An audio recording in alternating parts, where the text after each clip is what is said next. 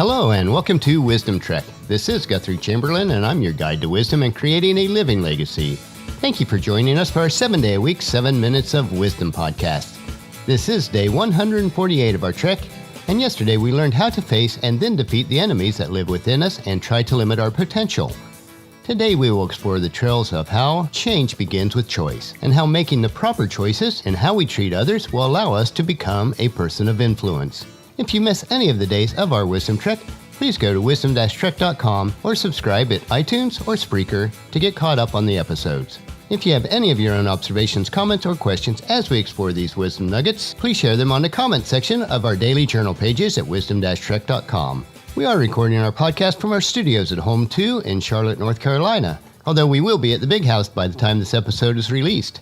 As we're getting started on this new week, it is full of many activities to complete prior to heading back to Charlotte on Thursday and then on to Fort Lauderdale on Saturday as the podcast cruise starts on Sunday. The many activities that we are involved in and our client workload are the result of the choices that we have made over the years. An important attribute that I desire for my life is to be a person of influence. I feel certain that almost all of us would like to have a positive influence on the lives of others. In order to do so, you need to make some changes in your life. Changes require that we make difficult choices at times. The choices that we have made in our lives up to this point determine the situations that we find ourselves in now. So let me ask you a couple questions. Do you desire to become a person of influence? What changes in your life will be required in order to reach that position? On our trek today, we want to hike the trails of choice and then look for the 7 signposts that are crucial in becoming a person of influence. First, let us look at change begins with choice.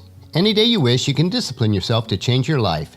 Any day you wish, you can open a book that will open your mind to new knowledge. Any day you wish, you can start a new activity. Any day you wish, you can start the process of life change. You can do it immediately, or next week, or next month, or next year. Zig Ziglar put it this way though. Before you change your thinking, you have to change what goes into your mind. You can also do nothing. You can pretend rather than perform. If the idea of having to change yourself makes you uncomfortable, you can remain where you are.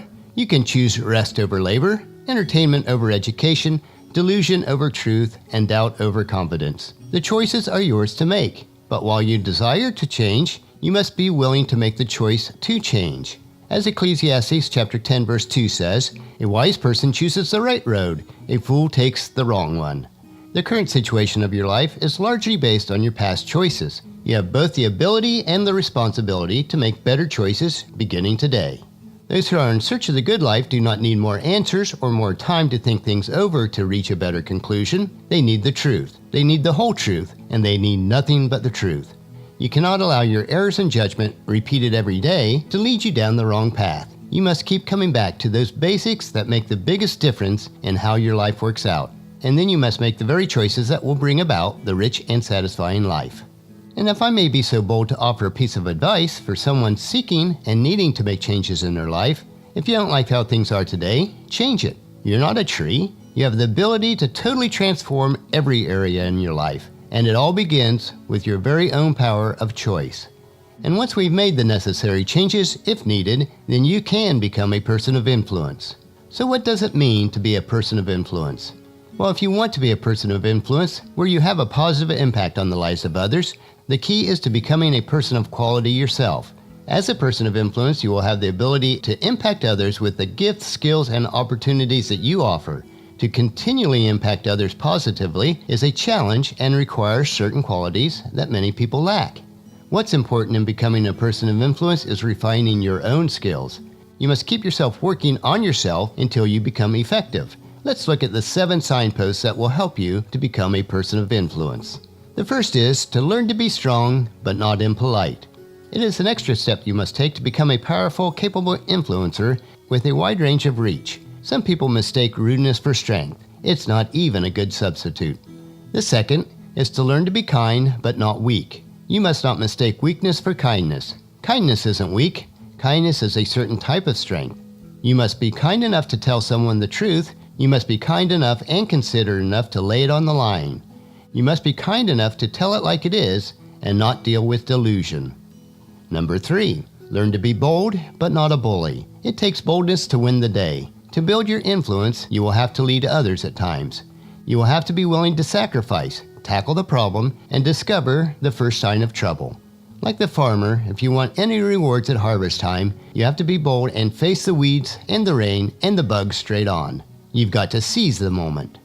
Number 4, learn to be humble but not timid. You can't become an influencer if you're too timid. Some people mistake timidity with humility, but humility is a virtue. Timidity is a disease. It's an affliction. It can be cured, but it is a problem.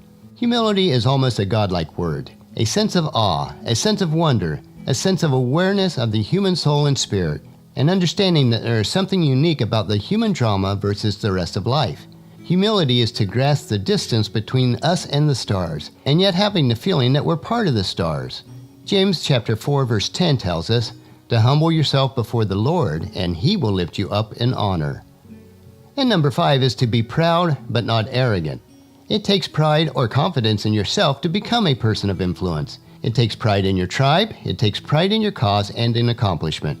But the key in becoming an effective influencer is to be proud without being arrogant. Do you know the worst kind of arrogance? Arrogance from ignorance. It's intolerable. If a person is smart and arrogant, we may tolerate that, but if somebody is ignorant and arrogant, well, that's just too much to take. The 6th trait is to learn to develop humor without folly. When influencing others, you learn that it's okay to be witty, but not silly, fun, but not foolish. And the 7th attribute is to learn to deal with realities. Deal with truth, save yourself the agony of delusion. Just accept life as it is, the whole drama of life. It's fascinating. Life is unique. Positive influence is unique. The skills that work well for one person of influence may not work well for another. However, the fundamental skills of influence can be adapted to work well for just about everyone. At work, in the community, in church, and at home. So on our trek today, we hiked the trail of choice and studied the 7 signposts to become a person of influence. Making wise but difficult choices in life allows us to positively influence and impact others. Let us continue on tomorrow for another day of Wisdom Trek, creating a legacy, and we will discover how to end procrastination. And that'll finish our podcast for today. Remember to listen to your daily dose of wisdom at wisdom-trek.com or subscribe at iTunes, Stitcher, SoundCloud, Spreaker, or YouTube so that the episodes will be downloaded to you automatically each day. And please share Wisdom Trek with your family and friends through email, Facebook, Twitter, or in person as you meet with them each day, and invite them to come along with us on our Wisdom Trek. I know that they'll appreciate it. The journal for today's trek can be found at wisdom-trek.com. Thank you so much for allowing me to be your guide, your mentor, but most importantly, your friend, as I serve you through the Wisdom Trek podcast and journal each day.